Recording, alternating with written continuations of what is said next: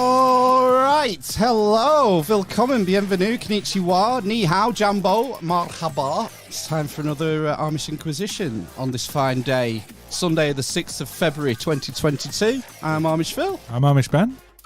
I'm Amish Matt. And we've got Kayleigh During with us from the History with Kayleigh YouTube channel. How you doing, Kayleigh? I'm good. Happy to be here. Good to have you, and good to have you with your eyes as well. We were just talking about some of the, sort of less nice tactics that the Inquisition used to use when it comes to flaying and gouging eyes out and whatnot. And it got the job done, didn't it? It did get the job done. Thankfully, we've moved on from that sort of scenario now. So it's lovely to have you here, and we share a love of ancient history. Why don't you tell us a bit about how you got into it all and why you started your channel? Ooh, how I started my channel. Well, it goes back a long way ago. Back in 2012, I had a surgery and they removed my tailbone, which isn't a fun thing to do. And I became unable to work due to nerve damage. So I was always at home. And after a couple of years feeling not too good about myself, I eventually decided to spend my time productively because I do love history and I did study architecture back in the day. So I combined the love of the two and I started researching ancient structures and decided to make a video, and I got sold. And I was completely addicted after making one video, and now I am running a channel nearly 2 years. And it's incredibly successful. You know, in 2 years, you've just knocked over 50,000 subscribers. I got 56 just now. Wow, 56,000. And I was looking at some of your more recent videos, and a lot of the more recent ones seem to be more focused in sort of anthropology. You've been looking at denisovans and DNA and sort of the roots of, rather than like the megalithic architecture and pyramids and that sort of stuff, looking more closely to humans and where we came from and all that sort of stuff. Yeah, I made one video about like a hypothesis on, well, there was a study done on Neanderthals and the fact that they had deforested in quite a large area in Germany. And I was like, why would you deforest a large area? It could be like for letting grazing animals like into it, and that would be easier for hunting. And then I thought, but it could also have been for like a very rudimentary form of agriculture or like farming, because if you drop a seed, it will grow. And of course, Neanderthals were at least intelligent enough to understand that basic skill or basic fact. So I made that video, and the response was so massively positive about that video that I thought, okay, let's do another sort of Neanderthal video, and that one did amazing as well. And I was like, okay, I'll shift the focus of the channel towards human evolution for a while and see how it goes. So that's the beauty of History with Kayleigh. I can grab all facets of history. Yeah, you're not tied, are you? You're not tied to one sort of subject. The personal passion is like the ancient structures, but when compared to like what people want to see and what I like to make, there is of course a difference. So I'm currently like balancing that a little bit. Sort of one for you, then one for the subscribers, one for you, one for the subs. A little bit like that, yeah. Cool. No, I'm like currently, I've been spending the past 5 days working on a script about Homo Erectus, and it's going amazing. So I'm using 5 days already. That's taken quite a long time. Where do they sort of fit in the timeline, Homo Erectus?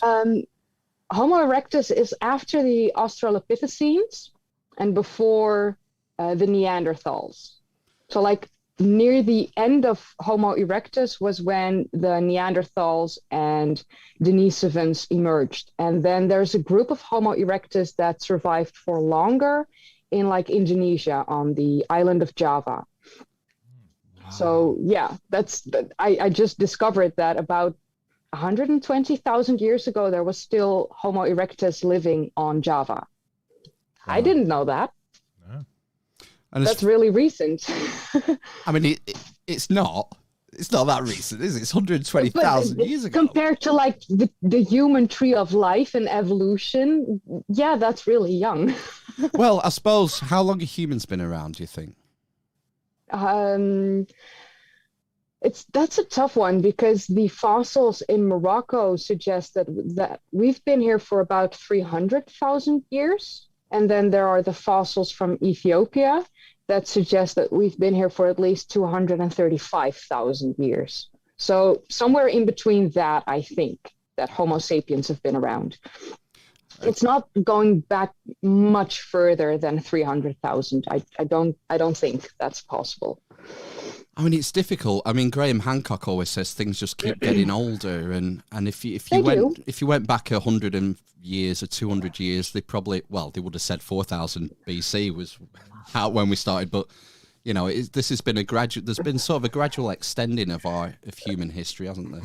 The problem that most people have is that they think that Homo sapiens are like the ones that invented everything, and that's why we are who we are, and that's why we're technological advanced and all that stuff. But that's not necessarily the case. Homo erectus started about 1.8 million years ago, and they were the first to create stone tools, to master fire. They were the first to have like a societal structure. They hunted together in groups. They cared for their sick. They already did that 1.8 million years ago. So that Graham Hancock says that things keep getting older, yes, just not necessarily with Homo sapiens. We're the last chapter in this book, because beyond us, there's nothing new yet. There's nothing evolved yet.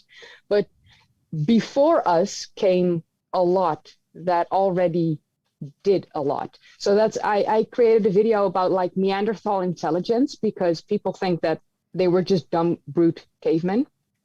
They were absolutely intelligent. They invented glue. Like, they invented glue from birch bark, and they used it to fasten their flint spears, or the flint tools to like the spears and stuff. Wow. I've seen it in the museum in Leiden, which was the Dutch Museum of Antiquities, Rijksmuseum der Oudheden. And I went there and I just saw that piece of, it was like a spear point with like a blackish layer on top.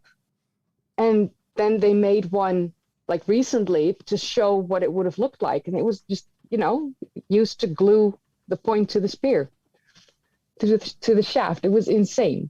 Like, they were so intelligent. And things keep getting older if we look at it the right way. They were intelligent, and we're just, the newest creation, I think. Yeah. Do you think the early humans maybe borrowed or learnt or stole technologies from Neanderthals, Denisovans? Yeah, absolutely. I think that modern humans, or like Homo sapiens, I think they learned a lot from the Denisovans and the Neanderthals, and like the basics of it. I think we all got that from them, because we came in Europe while they were already living here. And then suddenly we took over. I think that my personal hypothesis is that Homo sapiens were able to have faster offspring, so that we had, like, it was easier for us to mate and have a new child born. That just went faster than like Neanderthals, because the group of Neanderthals was never really large, not compared to Homo sapiens. Like, we eventually took over because we just kept reproducing at such a high rate. I think that's why Homo sapiens won that sort of race. Not necessarily because we were any better. We just reproduced faster, and then we took over. Because, for every 2 Neanderthals that were born, I think like 10 or 20 Homo sapiens were born. And if you put that over time of like 5 or 10,000 years, we take over. Wow. Do you think, what could be the sort of factors that would allow us humans to outbreed Neanderthals and Denisovans? Would there be a shorter gestation period, or is it a I think that we were just more fertile. I think that we were more fertile, our women. Wow. Because like men can like do, I mean, one man can make multiple women pregnant in one day, but you need to have a woman being able to get pregnant. And I think that the fertility rate in Neanderthal women, I personally think that that rate was lower. So that's why I think we outbred them, just to say it like harsh. I mean, one of the things that we've talked about before is about how what's quite unique about humans is the fact that we're so helpless for sort of the first 2 years of our lives compared to other mammals, whereas, you know, a deer or whatever, it has to be on its feet and running rapid, otherwise it's prey. And I'm just wondering if maybe if there was a component there with Neanderthals and Denisovans, maybe they weren't able to look after the young as well as humans. I do know that with Homo erectus, their babies were more like apes. So they were a lot more, where indeed our children take like 2 or 3 years before they can learn some basics. With Homo erectus, it seems that their babies were a lot more, like, how do you say that? Wow, bilingual problems. One sec, I need to like translate this because that's not going to work in my brain. Independent. Wow. Okay. My brain functions. I hadn't even looked it up. Oh my God. No. The young of like the Homo erectus seem to be more independent on like faster, just like with apes. We do see with apes, the great apes, like I'm not talking about monkeys, like apes, the hominids. They're young. They do tend to be with their mom for a while, but it doesn't take 2.5 or 3 years. It's shorter, a lot shorter. And those young will already be able to like hold stone tools and like the basics they get taught from a very young age. It's just, you know, they can grab their mom to like be safe, so they can eventually like early on grab other things, and you know they just develop faster than our babies. Absolutely. And with Homo erectus they found that to be the case. Do you think the shorter gestation period then for modern humans is sort of almost they're not ready yet? Every human's born premature. Because of the size of the birth canal and the skull. Seems essentially. I mean, that seems like a disadvantage. For humans over Neanderthals and Denisovans, etc. Numbers, though. But probably because pure numbers. Because of the fact that the gestation period was shorter, we were able to like have more of them. So even though like the death rate or mortality rate of infants was high on both like the sides of Homo sapiens and Neanderthals, we produced so many of these infants so that even though the mortality rate was like around the same scale, they had less. So comparatively, they had more that died. Like the loss was bigger. Yeah, it's finely balanced sort of thing, and it's just these sort of, you can play these sort of historical what ifs, you know, what would have happened if X, Y, and Z, you know, roles were reversed and we were living in a Denisovan world now. It's quite crazy, really. I mean, let's take one, let's say the Denisovans. I mean, how sophisticated were they? Well, that's like one of the massive issues that we do have is that the Denisovans, we know most of them from like the cave in Russia and some places in China, like Nepal, Tibet area, I think. I'm trying to get a hold. I'm really trying to get a hold of a Denisovan expert. Like she's like lead author of many papers, and my last video or like 2 videos ago, I made it known that I really want to interview her on my channel. She finally got back to me on Twitter, but she's not yet agreed. So just fingers crossed. But yeah, I want to have her on because she is an expert when it comes to denisovans. And like, I'm not. I can research them from the papers that I can read, but even then, there is some jargon in there that I will never be able to understand. Like, I didn't study this. I can talk about it for as much as I can, but my intelligence has a cap on it. I'm still a blonde woman from the Netherlands. But yeah. I mean, I'm sure I read somewhere, did they not find sort of find them with associated grave goods and jewelry and stuff like that? Were they into art? Yeah, they did find like jewelry pieces in the cave, in the Denisova cave in Russia, and they come from the layer of sediment that is attributed to the time when the Denisovans were living there. So they do seem to be from the Denisovans. And I know that Samantha Brown, the expert, also has like a paper on Denisovan tools and their culture, which is like one of my upcoming videos that I'm going to work on. But that's why I'm trying to like interview her to get like, you know, the scoop of things. I want the expert to tell me her and share her knowledge with me, because I can read about it and I can understand it, but having an expert share her knowledge with me will make me understand it so much better, and then make that come across to the viewer as a lot more easier to digest, I think, because it's hard to, you know, understand some of this stuff. It's difficult. Yeah, well, some of the language I think you hinted on it, some of the terminology and the language that's used in these sort of very specialized archaeological papers, they require a lot of background knowledge just to be able to attempt to make sense of them. It's like, I was watching, did you see Randall was on Joe Rogan? It came out today. I saw like 10 minutes and then I had to like run already because I need to finish this script because it's already taking me 5 days and that's not good.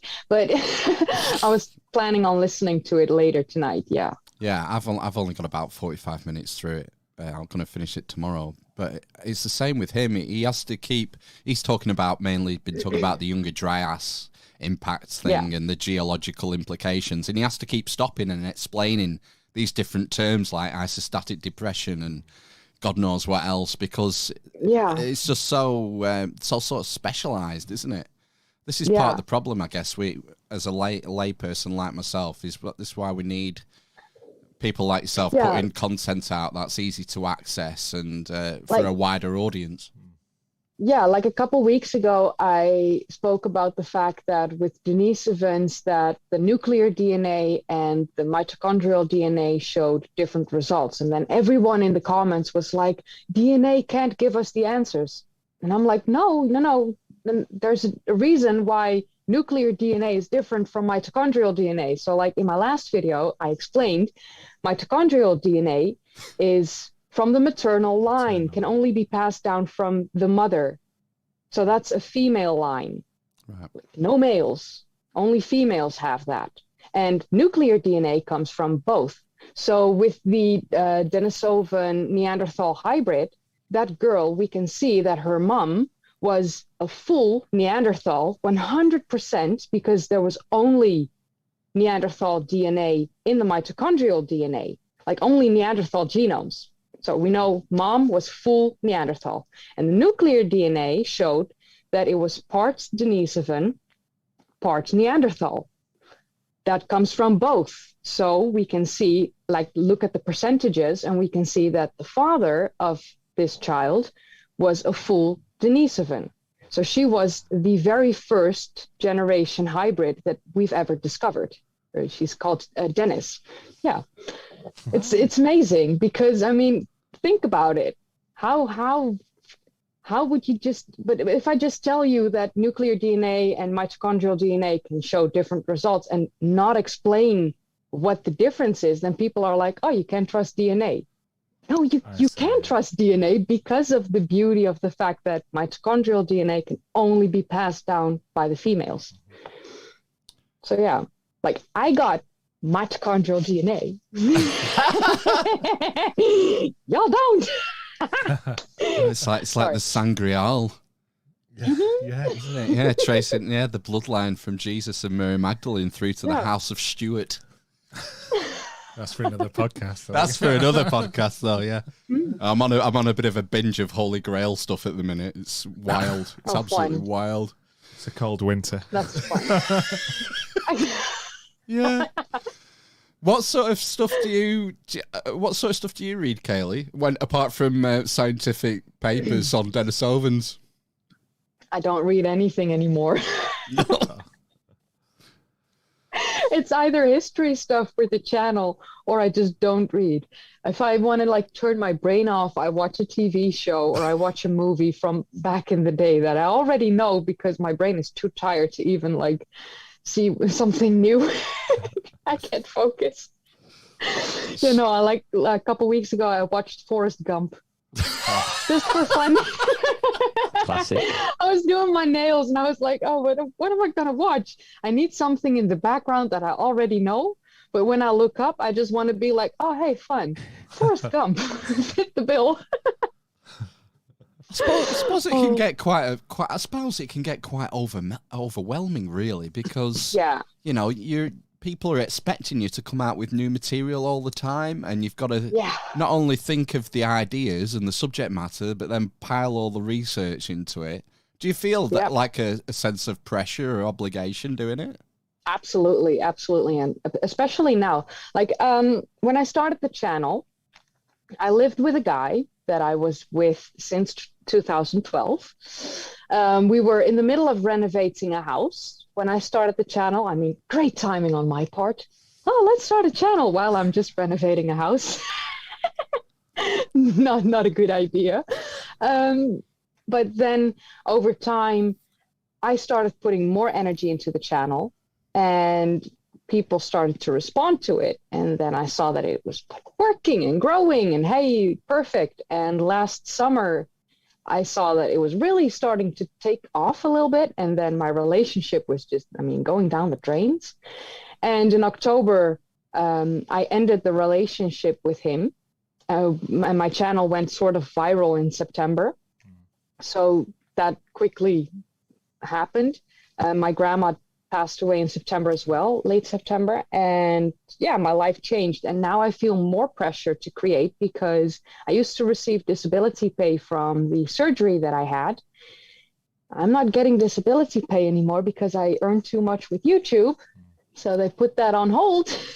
So now I feel extra pressure because I need to make money to be able to live on my own. I'm currently living with my grandpa because, as I said, my grandma just passed away and I needed a place to live for a bit. But I can have an apartment within like a month from now and move and need to pay rent. And I'm very scared. It's become your livelihood then. I have a little bit of anxiety sometimes. Just a little bit, you know? Yeah. So that's also why I made the shift to hominids. And everyone's like, you know that there's a difference between hominin and hominid? No. Yes, I do. I don't. What's the difference? I'm going to make a video about it. But hominids with the D at the end are like all great apes. So humans, gorillas, and chimpanzees, great apes. And hominins are only the human line and not the gorilla and chimp line.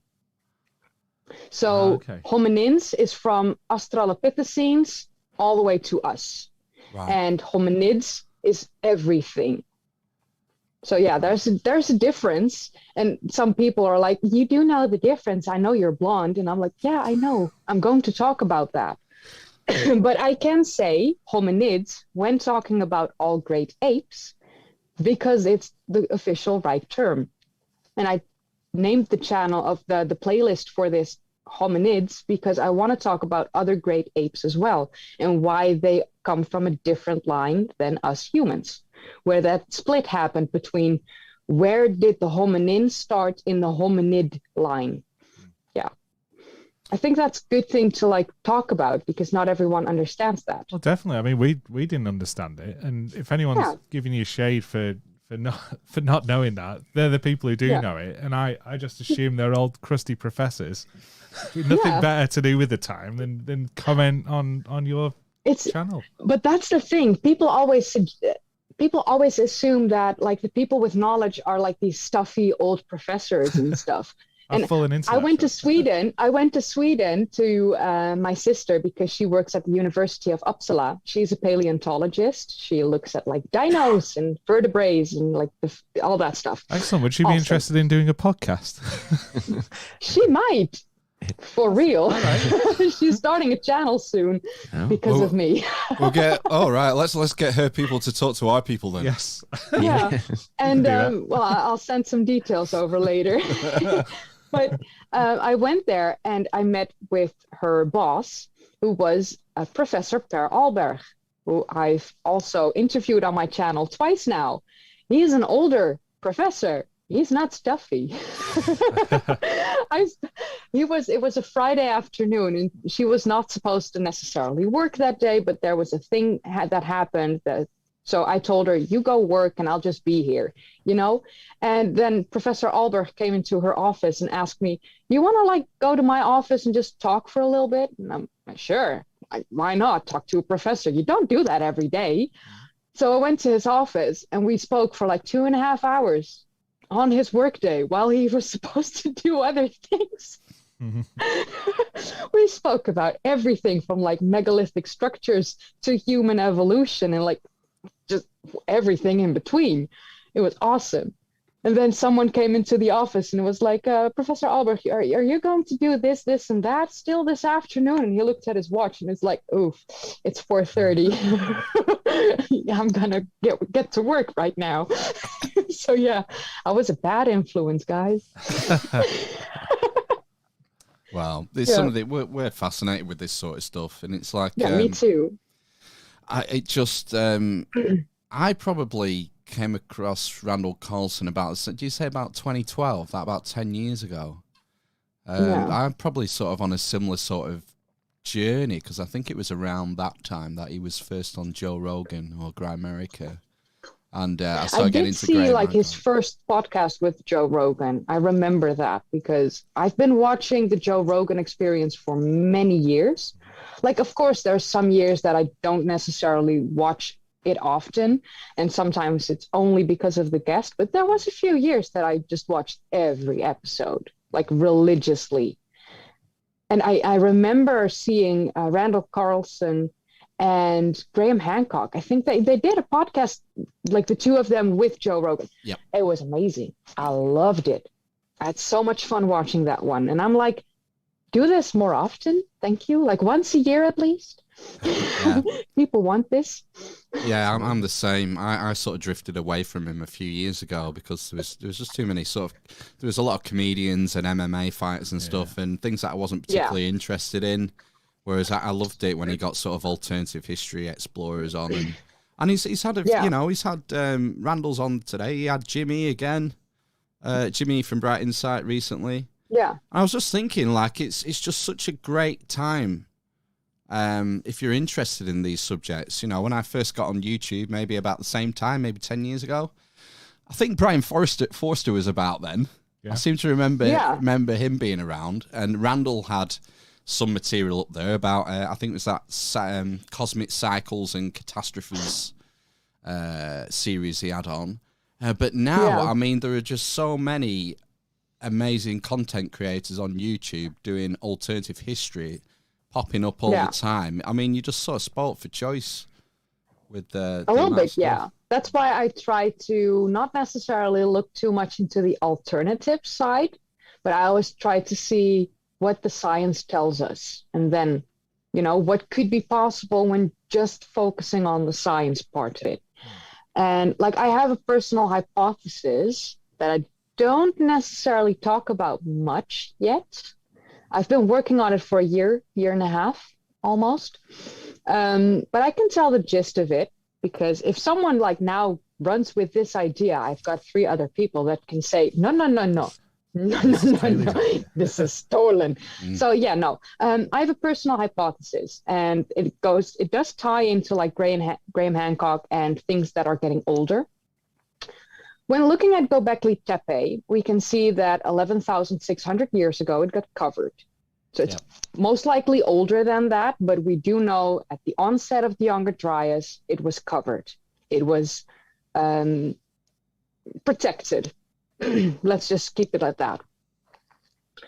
But then we have a gap of approximately 6,000 years at the very least before the next megalithic structures are being built. And we have a gap of at least 7,000 years before a lot of the megalithic structures got built. Where do I get we have in Ireland, we have the megalithic structures, and they go from, I'm not sure if I'm like mirrored or anything, but they go from west to east in Ireland. The megalithic structures in Sligo are older than the megalithic structures on the east coast with like Newgrange and Noath. They're younger than the Sligo structures. Goran Budehult was an archaeologist from Sweden, and he went to Carrowmore Megalithic Cemetery, and he did excavations and research on like the dolmens and Listogil, the burial chamber, like the portal tomb, because it did not have a passage. It was a portal tomb with a dolmen inside in the middle. Tomb number 4 of the Carrowmore Megalithic Cemetery came up with a date from 6,000 BCE, which is 8,000 years ago. Other archaeologists contested that, so they did more research and more radiocarbon dating, and they all came back at like 5,900, 5,800 years ago, and then one of like 4,600-ish years ago. And so all other archaeologists contested the oldest dates, and they accepted the 4,000.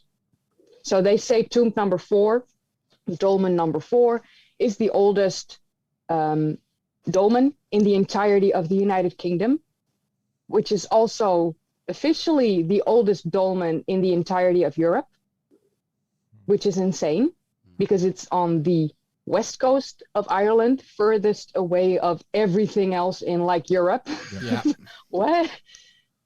But I don't believe in the 4,000 BCE number. I believe in the 6,000 BCE number, because that correlates much more with Göbekli Tepe, because then the gap between 11,600 and 8,000 years ago is only like 3,000 years. That seems more plausible. So I went to look into things and their dates more. And then I thought to myself, what if there is a cataclysmic event that happens tomorrow and we all get wiped away and all our technology is lost and everything that we have is gone, but humans survive, and in 2,000 or 3,000 years we get to this technological stage again, we get it advanced again, and we do excavations at, for instance, Newgrange. And they come up with a date of 1965, 67 AD. Because it got reconstructed, it got completely dug out, and they built it again. So now it's constructed in 1965 or 67. They can't date it to be any older. So my personal hypothesis is, what if all these megalithic structures that we have excavated are reconstructions of earlier built megalithic structures? Love it. They could even like the predate, and they could even be like made of wood first for thousands of years continuously, and then eventually they decided we're now going to build them from stone, and then they got reconstructed in stone. Upgrades. But you cannot tell me that this is a weird hypothesis. I even spoke to it with Professor Alberg, and he did indeed agree that it is a plausible theory. it is a plausible hypothesis. I do need to work on it a lot more, and my focus hasn't been on it, but that's my personal hypothesis, that things are indeed older, and we're just looking at reconstructions of older megalithic buildings. I mean, we see it all over the world, particularly with sacred sites, that the same sites get built on over and over again, and the same materials are reused. You know, the Christians in late antiquity, the Christians ripped down all the polytheistic temples and then used that masonry to build the churches and the monasteries and all the rest of it. So, I mean, it seems entirely plausible. It's not a weird suggestion that we're just looking at reconstructions. And I'm not necessarily saying that all of them will be reconstructions, but when I look at that dolmen in County Sligo on Carrowmore Megalithic Cemetery, it is old. You can just see when you look at the stones, it is really old. It's been there on the west coast of Ireland. Beyond it is the Atlantic Ocean. And if you know anything, I mean, you guys are from the UK. Wind from the ocean, it's not fun. No. It batters and it ruins everything in its path. And I don't think it's limestone, because by the time that we are living right now, there won't be much left of the stone. So I don't think it's limestone that they've used. I'm not sure which type of stone it is, but like with the sarsen stones of Stonehenge, we can see that they will degrade over time. In, I think, less than 100,000 years, there will be nothing left of the sarsen stones, because they're going to completely disappear, I think. Yep. Just like with, that's how cave systems usually get created. It's limestone, it gets dissolved over time, and then we have like these openings and passages and underground rivers, because the rainfall just eats through the limestone, gets inside, and then it creates underground rivers and cave systems and whatever. So there are some stones that are used in megalithic structures that I don't see last for very long. Long, I mean, 100,000 years is long, but in the scope and the timeline of like a stone and their lifetime, that's not long. So yeah, but yeah, my personal hypothesis is that after Göbekli Tepe, we kept building. It's just that every time it like collapsed, and then we reconstructed it and did that over and over again. That's because when you take away the stones, you also take away the soil on which those stones were put. And then when you place them again, when you radiocarbon date the soil underneath the stone, it comes up with the date of the reconstruction and not older.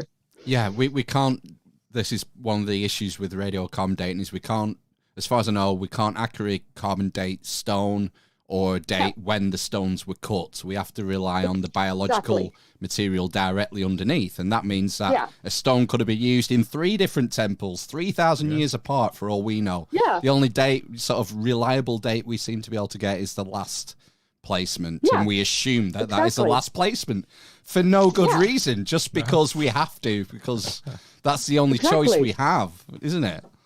Yeah, and that's why I think that the hypothesis that I have does have some merit. I mean, it's not just, I'm going to just say something and roll with it. No, I really think that this is the case with at least parts of like, at least some of them. Some of these structures, I do believe, are reconstructions. Yeah, makes sense to me. I find it difficult to understand how anyone could argue against that. I know it's plausible, which is fine, but with me, like, I told it to my sister, who is the paleontologist, and I mean, she has a master's degree, and she looks at me and she said, yeah, it's plausible. Yeah, now you need to do the work. Because she's not going to take me serious otherwise, because she tells me you now need to do everything in your power to discredit your hypothesis, because that is science. People think that scientists just come up with a hypothesis and that's it. No. Real science is then doing everything in your power to discredit yourself, then getting your peers in, let them look at your work, have them do everything in their power to discredit your work, and then when it still holds up, it's a plausible hypothesis. Which can take like 2, 3, 4, 5 years. So I don't expect to be done soon with this hypothesis. It's going to take me some years before I really finalize it. But yeah, I do feel like that's the case. I mean, it is quite nuts that the sort of the next oldest stone structure after Göbekli Tepe we have is on the west coast of Ireland. I mean, that's an enigma in itself.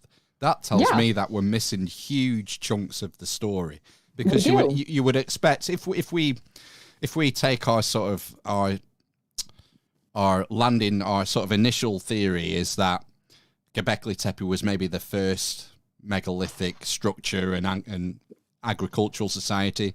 If we take that as a basis, we would expect it to sort of just splurge out from there into different regions, wouldn't you? You wouldn't expect the next side to be the other side of Europe. Like, they probably did, but I mean, let's see it like this. In Ireland, we have a lot of trees and a lot of green. And even then, we had a lot of trees and a lot of green. So the people living there could make shelter of the trees and the green, and they had everything they needed to live a comfortable life. Hunter-gatherers or farmers, doesn't matter. Around Turkey, the soil is completely different. The environment there is completely different. So there are less trees, there's less green. So only around the rivers would you have that. Yep.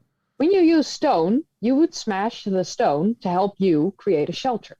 Or like this, the base of your shelter would probably be of stone. And then over time, when that culture disappears or moves away and another culture comes in, they would then take those stones and create their structures. And then another comes in and they, so in like 2,000-3,000 years, there's no evidence of anything from before because it all got used again by others. So I think that's why we don't see anything there necessarily. And we do know that the Göbekli Tepe is only one of the 12 dust-tepeller sites. Like, I didn't know that up until recently, when ancient architects decided, I'm going to become Master Tepe and I'm going to tell you everything there is to know about all the Tepe sites. I coined him Master Tepe.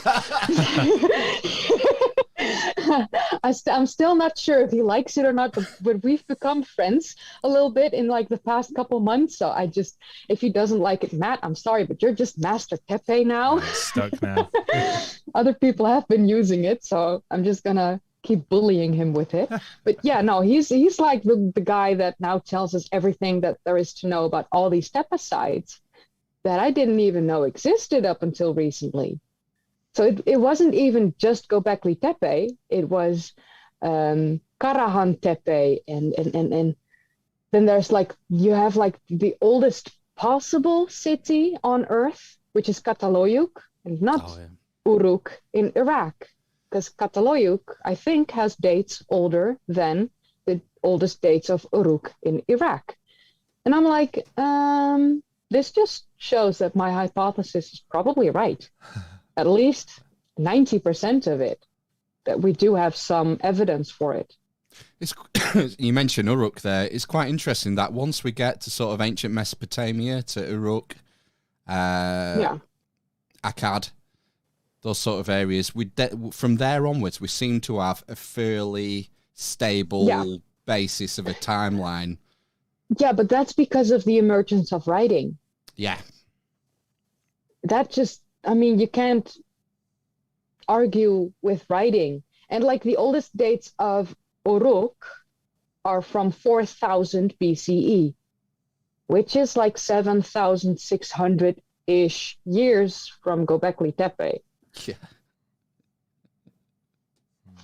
That doesn't make any sense in my mind.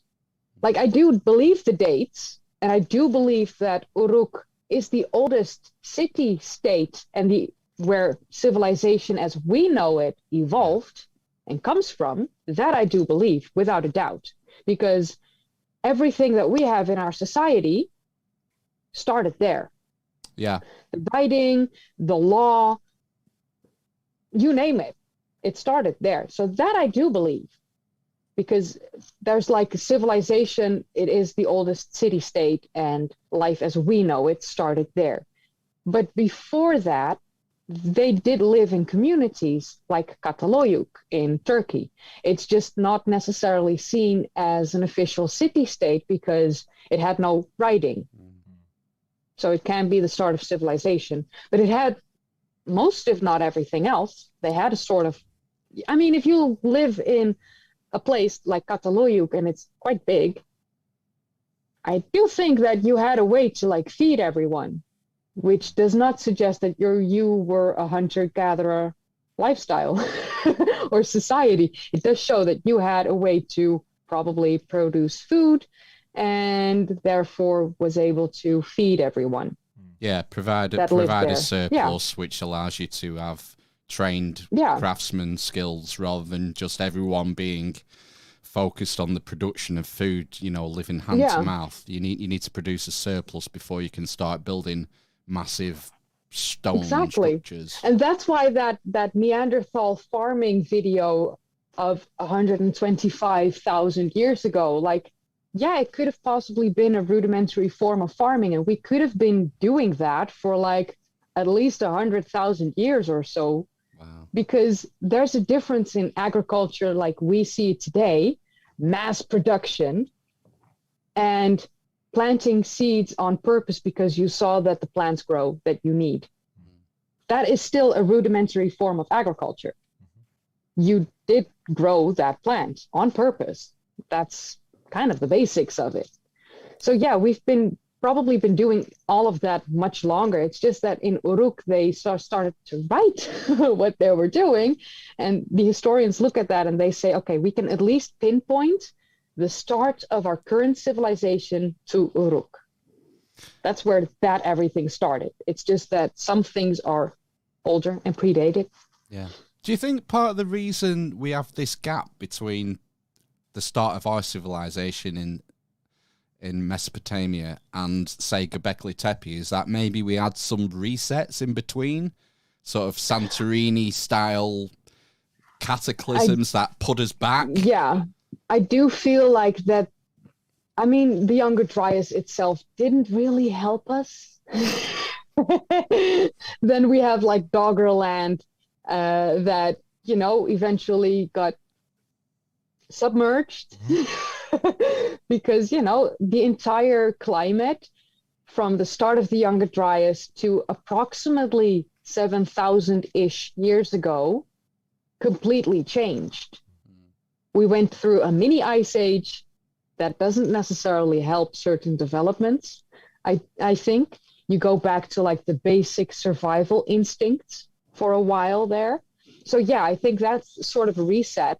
Plus, after the Younger Dryas ended and the water started rising, that has an effect on climatic conditions and the environment and what plants grow where. And then Doggerland got submerged.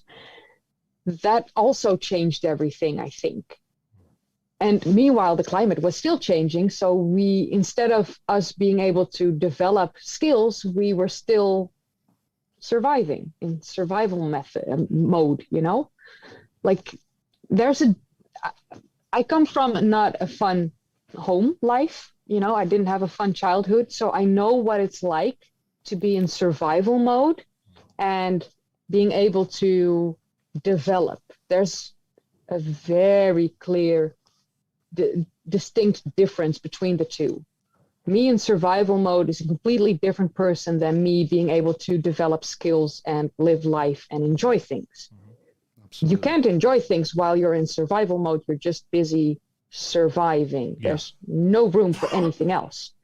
And especially in your childhood, that's hard because, I mean, you have to go to school and learn things and you can't remember that.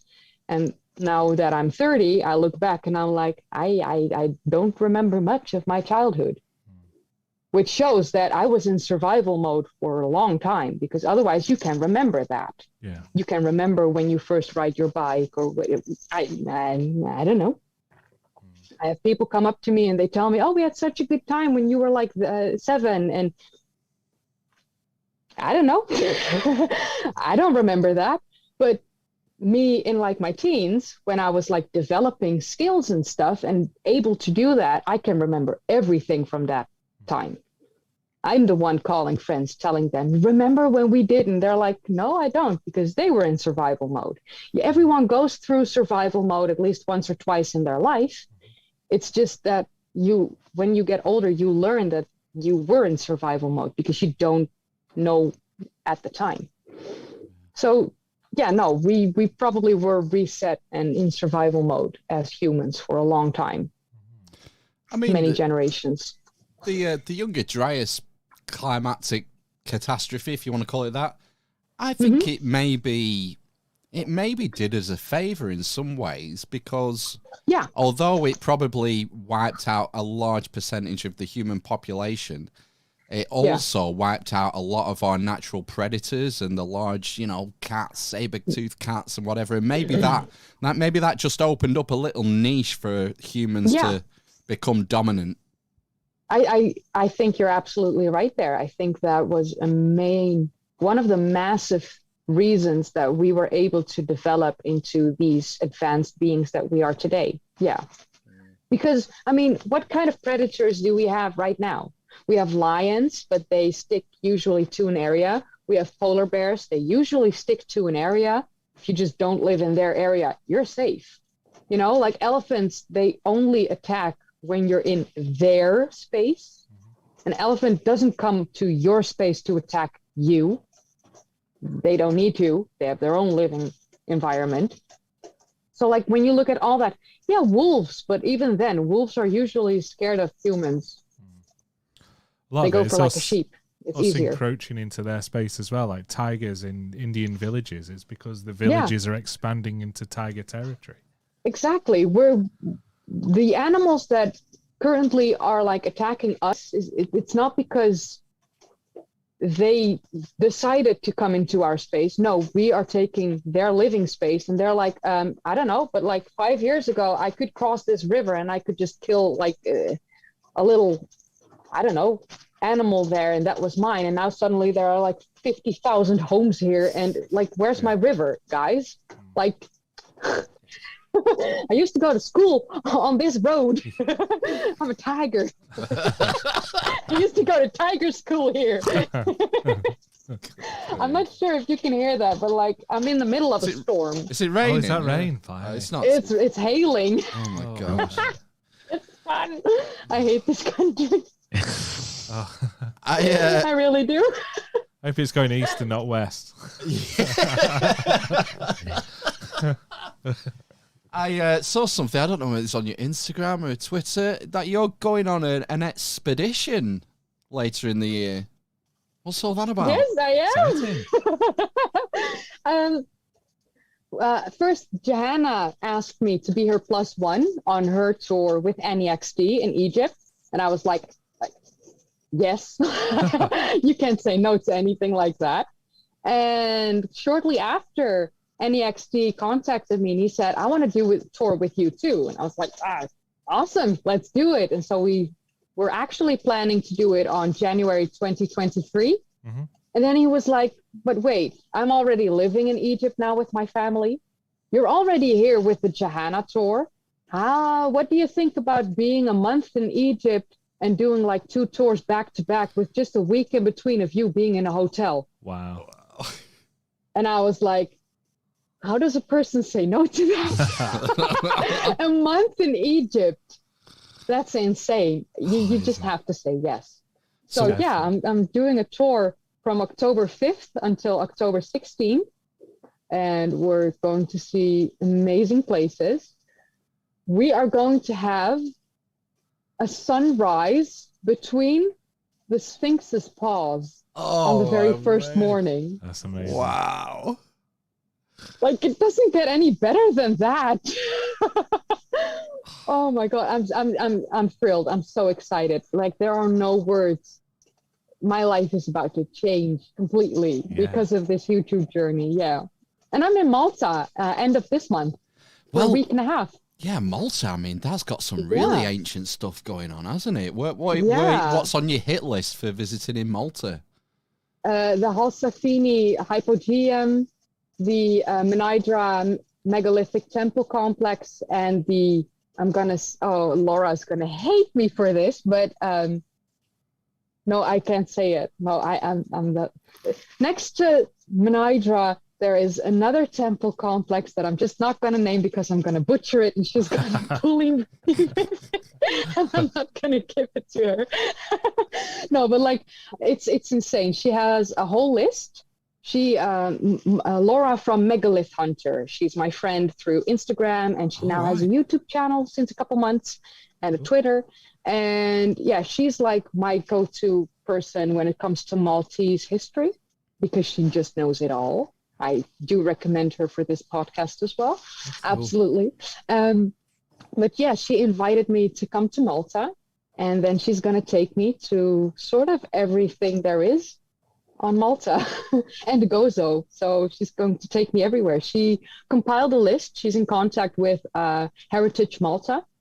So she compiled a list, and she's going to try and give us like a private access. So without other tourists, so that we can film and like have no tourists come in the screen or talk over things. So that can be like high quality stuff. And yeah, I'm extremely grateful for that, for her inviting me. I just needed to pay for my ticket, like fly there, and then I can stay with her. That's so awesome. I bet there's a lot of really good medieval Knights Templar, Knights of Malta stuff to see over there. And I think the Hospitallers, took over once the Knights Templars left. I think that the Knights Hospitallers stayed on for quite a long time afterwards. Yeah, it's somewhere I've never visited. I'd love to check out Malta.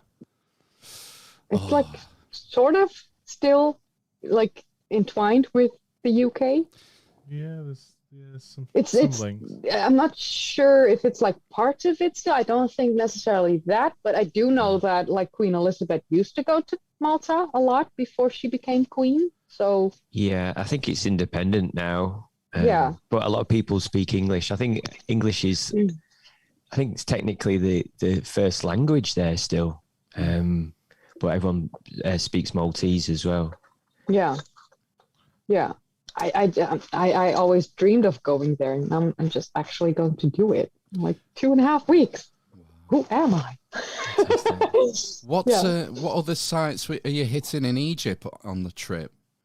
Let me grab the itinerary, because I mean, I am still like memorizing everything, and like everything in my life currently is bit in it's quite a hectic chaos mode. It's quite a long trip, isn't it? It's nearly 2 weeks, so I'm sure you'll be getting 2 weeks. You'll be getting in quite a few different sites there, but I guess a lot of them are quite far away, aren't they, from each other? Yeah, we're going to Saqqara, to the Djoser Pyramid Complex.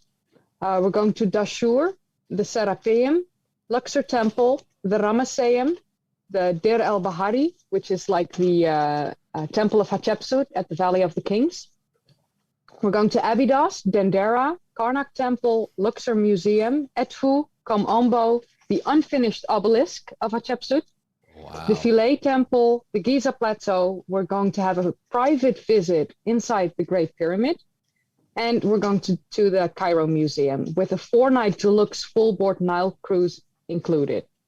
Wow. Like, amazing. It has everything you need to go to Egypt. Like, there's nothing more that you can ask for. How do you think you're going to feel when you first step inside the Great Pyramid? I have absolutely no idea. I think I'll be lost for words. And I'm going to do this tour like sort of twice, back to back.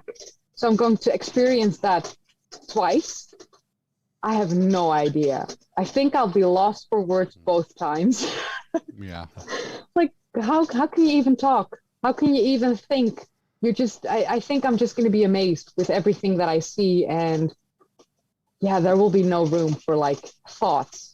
I'll just experience and be in the moment completely, I think. Yeah. It'll probably take a few days to sink in.